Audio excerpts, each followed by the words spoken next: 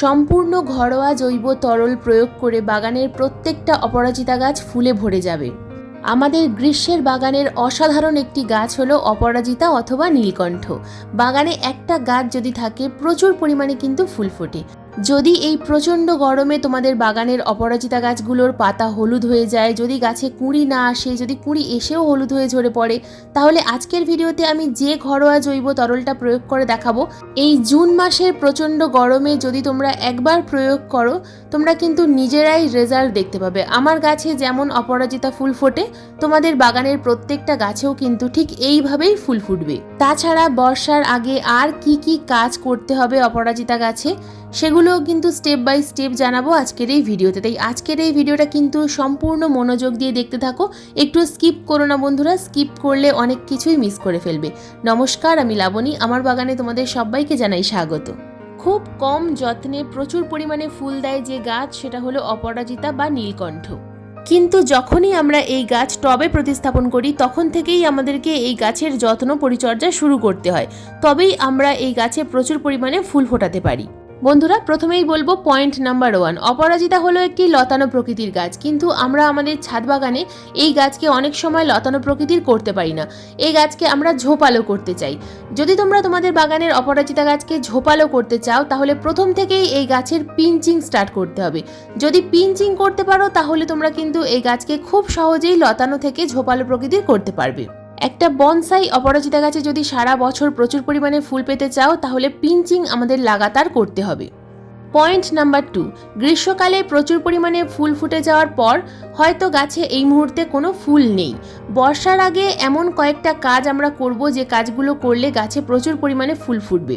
ঠিক বর্ষার আগে যদি তোমরা তোমাদের বাগানের অপরাজিতা গাছগুলোর হালকা কাটাই ছাঁটাই করে দিতে পারো, তাহলে খুব সহজেই অপরাজিতা গাছ কিন্তু ঝোপালো হয়ে উঠবে। অপরাজিতা গাছের পুরনো শাখার থেকে নতুন শাখায় কিন্তু সব থেকে বেশি ফুল ফোটে। গাছ কাটাই ছাঁটাই করার পর গাছে যখন নতুন কচি ব্রাঞ্চ আসবে, সেই নতুন ব্রাঞ্চের মধ্যে কিন্তু প্রচুর পরিমাণে কুঁড়ি আসবে।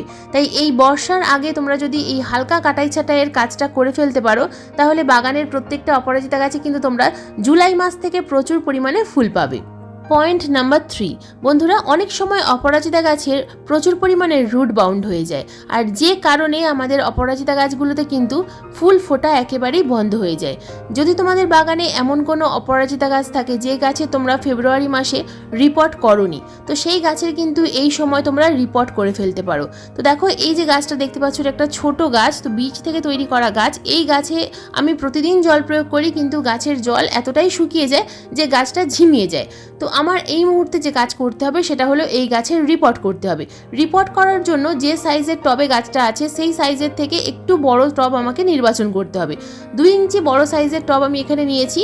তো এর মধ্যে দিয়ে দিলাম আমি ঢেউ খেলানো একটা খোলামকুচি। বর্ষায় যে কোনো গাছ প্রতিস্থাপন করতে গেলে আমাদেরকে কিন্তু ড্রেনেজ সিস্টেমটা খুব ভালোভাবে তৈরি করতে হবে। ড্রেনেজ সিস্টেম তৈরি করার জন্য প্রথমে হোলের মধ্যে একটা ঢেউ খেলানো খোলামকুচি দিলাম। ঢেউ খেলানো খোলামকুচির উপরে দিয়ে দিলাম বেশ কিছুটা পরিমাণ লাল মোটা দানার বালি। তো ড্রেনেজ হোল ভালোভাবে তৈরি করার পর মাটি তৈরি করতে হবে। বন্ধুরা, বর্ষায় কিভাবে মাটি তৈরি করতে হয় সেই নিয়ে কিন্তু খুব তাড়াতাড়ি একটা ভিডিও আমি দেব। তো সেই আমি যে মাটিটা তৈরি করে রেখেছি বর্ষায় বিভিন্ন গাছ প্রতিস্থাপন করার জন্য, সেই মাটিতেই আমি কিন্তু গাছটা প্রতিস্থাপন করছি। তো এই মাটির মধ্যে কোন কোন উপাদান মেশানো হয়েছে প্রত্যেকটা ডিটেলসে আমি কিন্তু সেই মাটি তৈরির ভিডিওতে দেখিয়ে দেব। তো 2-1 দিনের মধ্যেই কিন্তু সেই ভিডিও আসবে। তো এখন দেখো আমি এই গাছটা কিভাবে রিপোর্ট করছি। ছোট টব থেকে গাছ বের করতে গেলে প্রথমে দেখো গাছের গোড়ায় আমি 2টো আঙুল দিয়ে ধরলাম এবং হালকা করে অন্য টবের উপরে ট্যাপ করলেই কিন্তু গাছটা রুট বল সহ বেরিয়ে আসবে। তো রুট বল সহ কিন্তু আমি অন্য টবে প্রতিস্থাপন করে দিলাম, কারণ রুট বল এই প্রচণ্ড গরমে একেবারেই ভাঙা যাবে না। রুট বল না ভেঙে যে কোনো গাছ তোমরা কিন্তু এই প্রচণ্ড গরমে রিপোর্ট করতে পারো। তবে রিপোর্ট করার পর হিউমিক অ্যাসিড মিশ্রিত জল প্রয়োগ করতে পারো, তবে আমি এখানে সাধারণ জল প্রয়োগ করলাম। জল প্রয়োগ করার পর দেখো ড্রেনেজ হোল দিয়ে কিন্তু জলটা খুব সহজেই বাইরে বেরিয়ে গেল। তো প্রথমবার গাছ প্রতিস্থাপন বা রিপোর্ট করার পর কিন্তু সবসময় ভরপুর মাত্রায় জল প্রয়োগ করতে হবে এবং গাছটাকে অন্তত 1 সপ্তাহের জন্য ছায়া জায়গায় রাখতে হবে। তারপর থেকে তোমরা ফুল সানলাইটের মধ্যে রাখতে পারবে। বন্ধুরা, রিপোর্ট করার 10 থেকে 12 দিন পর আমরা গাছে এবার খাবার প্রয়োগ করব। তো প্রথমে আমরা কি খাবার প্রয়োগ করব, যে খাবার প্রয়োগ করলে গাছের গ্রোথ দুর্দান্ত হবে। খাবার প্রয়োগ করার আগে প্রথম যে কাজটা আমাদের করতে হবে, টবের মাটিতে যদি প্রচুর পরিমাণে আগাছা থাকে সেই আগাছাগুলোকে তুলে ফেলতে হবে। টবের মাটিতে বসার আগে কোনো রকম যেন কোনো আগাছা না থাকে, তাহলে বৃষ্টির জল পেয়ে সেই আগাছা খুব তাড়াতাড়ি বৃদ্ধি পাবে। গাছে আমরা যে খাবার প্রয়োগ করব সেই খাবার কিন্তু আগাছাই আগে গ্রহণ করবে, তাই সব সময় টবের মিডিয়া পরিষ্কার রাখার চেষ্টা করবে। এই চারাটা আমি বীজ থেকে তৈরি করেছিলাম। তো কিভাবে বীজ থেকে চারা তৈরি করতে হয় তা কিন্তু আমি আগের ভিডিওগুলোতে দেখিয়েছি। সমপরিমাণ মাটি এবং কম্পোস্ট মিশিয়ে তোমরা বীজ প্রতিস্থাপন করবে, খুব তাড়াতাড়ি 1 সপ্তাহের মধ্যে তোমরা কিন্তু দেখতে পাবে যে বীজ থেকে চারা তৈরি হয়ে গেছে। বর্ষাকাল হলো বীজ থেকে চারা তৈরি করার আদর্শ সময়। তাছাড়া তোমরা কিন্তু নার্সারি থেকে অপরাজিতা গাছের চারা কিনে এনেও এই সময় প্রতিস্থাপন করতে পারো। বন্ধুরা, আগাছা পরিষ্কার করার পর টবের মাটি আমি খুব ভালোভাবে খুশে নিলাম। টবের মাটি খুশে নেওয়ার সময় যদি অল্প কিছু শিকড় কেটেও যায় তাহলেও কিন্তু কোনো সমস্যা নেই, অপরাজিতা গাছের শিকড় আবার নতুন করে তৈরি হয়ে যাবে। তো এই গাছে খোসার সময় একটা জিনিস আমি খুব ভালোভাবে লক্ষ্য করলাম, এই গাছের শিকড়ে কিন্তু নিমাটোডের প্রবলেম হয়েছে, যে কারণে এই গাছের পাতা খুব বেশি হলুদ হয়ে যাচ্ছিল। তো শিকড়ে যে গিট গিট মতো দেখতে পাচ্ছ এগুলো হলো নিমাটোড। তো এই নিমাটোড হলে কিন্তু অনেক সময় গাছ সম্পূর্ণরূপে মারা যায়। তো এমন কিছু খাবার প্রয়োগ করতে হবে যে খাবার প্রয়োগ করলে নিমাটোডের আক্রমণের হাত থেকে গাছকে আমরা বাঁচাতে পারবো। প্রথমে আমরা 3 ধরনের সম্পূর্ণ জৈব খাবার প্রয়োগ করব। তারপর আমরা লিকুইড খাবার কখন প্রয়োগ করব সেটা অবশ্যই আমি এই ভিডিওতেই দেখিয়ে দেবো। তো প্রথমে আমি এখানে নিয়েছি দেখো 2 ধরনের জৈব খাবার। তো এখানে কি খাবার আমি এখানে নিয়েছি, প্রথমেই নিয়েছি আমি নিমখোল। নিমাটোডের আক্রমণের হাত থেকে বাঁচাতে গেলে আমাদেরকে কিন্তু নিমখোল অবশ্যই প্রতি মাসে অন্তত 2 বার প্রয়োগ করতে হবে। নিমখোল যদি হাতের কাছে না পাও সেক্ষেত্রে নিম পাতা ভালোভাবে শুকনো করে গুঁড়ো করেও টবের মাটিতে প্রয়োগ করতে পারো। 2 চামচ পরিমাণ নিয়েছি আমি নিমখোল আর 2 চামচ পরিমাণ নিয়েছি আমি ডিমের খোসার গুঁড়ো। বন্ধুরা, ডিমের খোসার গুঁড়োর মধ্যে আছে প্রচুর মাত্রায় ফসফরাস এবং ক্যালসিয়াম। এই দুটো খাবারই কিন্তু আমাদের এই সময় প্রত্যেকটা টবের মাটিতে দিতে হবে। যে বাগানের যতগুলো অপরাজিতা গাছ আছে প্রত্যেকটা গাছে কিন্তু প্রয়োগ করতে হবে। যদি টবের সাইজ ছোট হয় সেক্ষেত্রে কিন্তু 1 চামচ করে নিমখোল এবং 1 চামচ ডিমের খোসার গুঁড়ো প্রয়োগ করতে হবে। এরপর যে খাবারটা আমি দেবো সেটা হলো গোবর সার। গোবর সারের পরিবর্তে তোমরা এখানে ভার্মি কম্পোস্ট অথবা পাতা পচা সার নিতে পারবে। গোবর সার এখানে আমি দিয়ে দিলাম 2 মুঠো পরিমাণে। একটা 8 ইঞ্চি টবে এই খাবার আমরা প্রথমে গাছ রিপোর্ট করার 10 থেকে 12 দিন পর গাছে প্রয়োগ করব। খাবার প্রয়োগ করার পর দিয়ে দিলাম ভরপুর মাত্রায় জল। যেহেতু টবের মাটি শুকিয়ে গেছিল তাই আমি কিন্তু এখানে ভরপুর মাত্রায় জল প্রয়োগ করলাম। মাটি যদি খুব বেশি ভেজা থাকে সেক্ষেত্রে মাটি সামান্য শুকনো হলে তবেই কিন্তু গাছে খাবার প্রয়োগ করবে। মাটি যদি দেখো প্রচুর মাত্রায় ভেজা হয়ে আছে তাহলে জল প্রয়োগ করার প্রয়োজন নেই। আমি যেভাবে টবের ড্রেনেজ সিস্টেম তৈরি করা দেখালাম সেইভাবে যদি তোমরা টবের ড্রেনেজ সিস্টেম তৈরি করো তাহলে বাগানের কোনো গাছ কিন্তু কখনো জল জমার কারণে মারা যাবে না। সামনেই বর্ষাকাল, যদি দেখো যে কোনো গাছের টবের মিডিয়াতে জল জমা হচ্ছে তো সেই গাছের কিন্তু অবশ্যই এই সময় রিপোর্ট করে ফেলো। এই জৈব খাবার প্রয়োগ করার মাত্র 3 থেকে 4 দিনের মধ্যেই কিন্তু তোমরা তোমাদের গাছের পরিবর্তন লক্ষ্য করতে পারবে।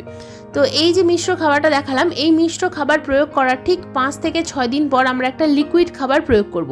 তো লিকুইড খাবার প্রয়োগ করার জন্য টবের মাটিটা প্রথমে আমরা খুশে নেব। মাটি যদি দেখে মনে হয় যে ভেজা আছে তাহলে কিন্তু খাবার একদিন পরে প্রয়োগ করতে হবে। মাটি প্রথমে খুশে দেওয়ার পর যখন ধীরে ধীরে মাটিটা শুকিয়ে যাবে তারপর আমরা গাছে খাবার প্রয়োগ করব। হালকা ময়েশ্চার মাটিতে আমরা লিকুইড খাবার প্রয়োগ করব।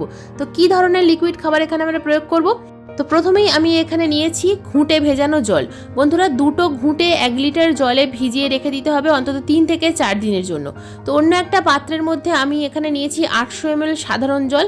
800 ml সাধারণ জলের মধ্যে 200 ml ঘুঁটে ভেজানো জল আমরা কিন্তু মিশিয়ে নেব। তো এই যে কালো তরল খাবার, এই খাবার আমরা যখনই গাছে প্রয়োগ করব বাগানের যে কোনো গাছের যেমন গ্রোথ ভালো হবে ঠিক তেমনই কিন্তু গাছের পাতা সবুজ চকচকে হয়ে যাবে। ঘুঁটে ভেজানো তরল জলের মধ্যে আমরা মিশিয়ে নেব 2 টাকা দামের কফি পাউডার। তো বন্ধুরা, 1 লিটার যে তরল খাবার আমরা তৈরি করলাম সেই তরল খাবারের মধ্যে 2 টাকার কফি পাউডারে যতটুকু পরিমাণ কফি পাউডার আছে ঠিক ততটুকুই কিন্তু আমরা এখানে মিশিয়ে নেব। অর্থাৎ 1/2 চামচ পরিমাণ কফি পাউডার আমি এই 1 লিটার জলের সাথে মিশিয়ে নিলাম। এই যে লিকুইড খাবারটা তৈরি হলো, এই খাবার আমরা আমাদের বাগানের প্রত্যেকটা গাছে, অপরাজিতা গাছে এই জুন মাসের মাঝামাঝি সময় প্রয়োগ করব। প্রথমে যে মিশ্র খাবারটা দেখালাম সেই মিশ্র খাবার প্রয়োগ করার ঠিক 5 থেকে 6 দিন পর এই লিকুইড খাবারটা গাছে প্রয়োগ করতে হবে। এখানে আমি নিয়েছি একটা 500 ml এর পাত্র। তো এই 500 ml এর পাত্রের মধ্যে আমি এখানে অর্ধেকটা পরিমাণ ঢেলে নিলাম। তো এক একটা 8 ইঞ্চি টবে আমি কিন্তু 250 ml লিকুইড খাবার প্রয়োগ করছি। তো যদি টবের সাইজ বড় হয় সেক্ষেত্রে 500 ml, যদি 10 ইঞ্চি হয় 500 ml, যদি 12 ইঞ্চি হয় সেক্ষেত্রে সম্পূর্ণ 1 লিটার। তো এইভাবেই কিন্তু আমরা গাছে খাবারটা প্রয়োগ করব। তো এই খাবার প্রয়োগ করার ঠিক 10 থেকে 12 দিন পর তোমরা গাছে কিন্তু প্রচুর পরিমাণে কুঁড়ি দেখতে পাবে, আর ঠিক তার কয়েকদিন পরেই গাছে প্রচুর পরিমাণে ফুল ফুটবে। এই খাবার প্রয়োগ করে আমার বাগানের প্রত্যেকটা অপরাজিতা গাছে কিন্তু প্রচুর পরিমাণে ফুল ফোটে। তোমরাও এই খাবার তোমাদের বাগানের প্রত্যেকটা গাছে প্রয়োগ করে দেখো, দুর্দান্ত রেজাল্ট দেখতে পাবে। যদি ঘুঁটে না থাকে সেক্ষেত্রে কিন্তু তোমরা 50 গ্রাম গোবর সার অথবা 50 গ্রাম ভার্মিকম্পোস্ট 1 লিটার জলের মধ্যে ভিজিয়ে দেবে। গোবর সার বা ভার্মিকম্পোস্টের সঙ্গে তোমরা কিন্তু 1 চামচ চা পাতাও ভিজিয়ে দিতে পারো, তাহলে আর কফি পাউডার প্রয়োগ করার প্রয়োজন নেই। বন্ধুরা, এই ছিল আজকের ভিডিওর বিষয়বস্তু। আজকের এই ভিডিও তোমাদের কেমন লাগলো অবশ্যই কমেন্ট করে জানাবে। যদি ভিডিও সংক্রান্ত কোনো প্রশ্ন থাকে অবশ্যই কমেন্ট বক্সে কমেন্ট করবে, আমি যথাযথ উত্তর দেওয়ার চেষ্টা করব। আজকের ভিডিও ভালো লাগলে একটা লাইক করো, শেয়ার করো, হাইপ করো। চ্যানেলে নতুন বন্ধু হয়ে থাকলে চ্যানেলটাকে সাবস্ক্রাইব করে পাশের বেল আইকনটা প্রেস করে রাখো এরকম নিত্য নতুন বাগান সংক্রান্ত ভিডিও দেখার জন্য। কারণ এইরকম নিত্য নতুন বাগান সংক্রান্ত ভিডিও প্রতিদিন ঠিক সন্ধ্যা 6টার সময় আপলোড করি। ভিডিও আপলোড করার সঙ্গে সঙ্গে যখনই ভিডিও লাইভ হবে তোমাদের মোবাইল স্ক্রিনে অথবা কম্পিউটার স্ক্রিনে ভিডিও নোটিফিকেশন পৌঁছে যাবে। আজকের এই ভিডিওটা সম্পূর্ণ মনোযোগ দিয়ে দেখার জন্য তোমাদের সবাইকে জানাই অসংখ্য অসংখ্য ধন্যবাদ।